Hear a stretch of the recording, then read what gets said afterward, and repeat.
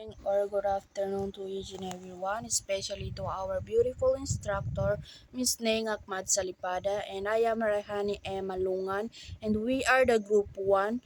The first presenter is the Mr. Ahmad Jericho, and the second is me, and the last is Miss Agkong Zohria. And my topic report is about what is a good negotiator. What is a good negotiator? A good negotiator is someone who can communicate well, understand both their own needs and the needs of others, and find fair solution.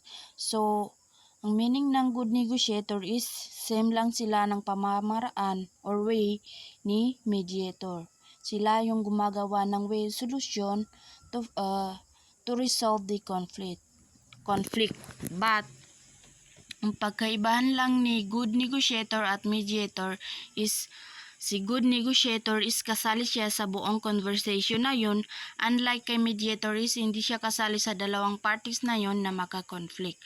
For example, may tatlong magkakaibigan sa classroom, then nagbigay ang teacher ng ire-report.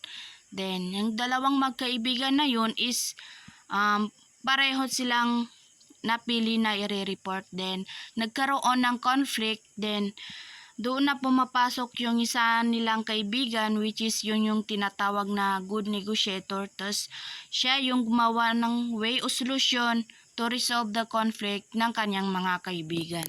So yun yung tinatawag na good negotiator. So this is the qualities of a good negotiator. First is the good listener. Good listener pays attention to what the other party really wants. So, bilang good negotiator is tinatanong mo muna bawat parties kung ano yung gusto nilang solusyon. Next is the clear communicator. Clear communicator expresses ideas simply and respectfully. Sa clear communicator naman bilang good negotiator is nagbibigay ka ng or nagsiset ka ng goals kung ano yung mga dapat gawin na yung dalawang parties na yon is magkasundo. Next is the patient and calm. Doesn't rush or get angry easily. Second is the creative. Find win-win solutions. Ang sinasabing win-win solution is ito yung kasunduan na dalawang parties na yon is walang talo at walang lamangan. Kumbaga fair ang kasunduan. Next is the honest and trustworthy. Builds confidence and respect. Number 2 is the stages in the negotiation process. Negotiation usually follows 5 stages.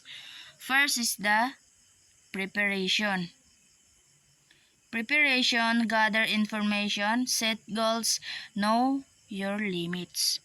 Next is the opening. Start the discussion, build the rapport, state initial position.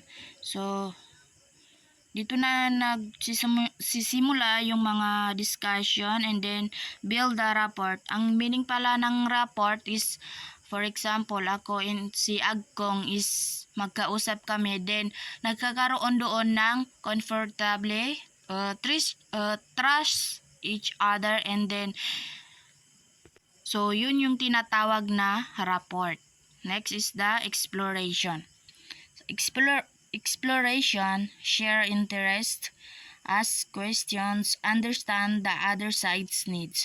So, ang exploration naman is nag-ask ka na sa bawat parties na yon kung ano yung dapat gawin, and then ina-understand mo yung bawat parties na yon kung ano yung mga bawat side nila. Kumbaga, wala kang pinapanigan sa dalawang magka-conflict na yon. And the next is the bargaining in the closing and agreement is si Miss Akong na ito ang magre-report. So that's all and shukran for watching.